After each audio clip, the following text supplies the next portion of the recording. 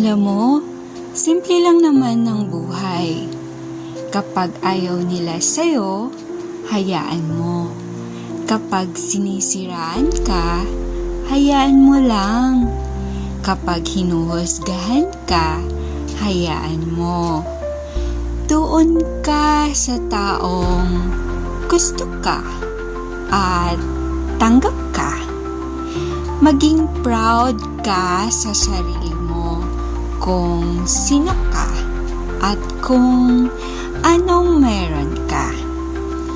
Huwag mo na lang iisipin ang sasabihin ng ibang tao dahil mas kilala mo ang sarili mo kaysa sa mata ng mga taong mapanghusga. Di ba nga, sabi ng iba, kung mabait ka sa ibang tao, huwag kang umasa na magiging mabait din silang lahat sa'yo.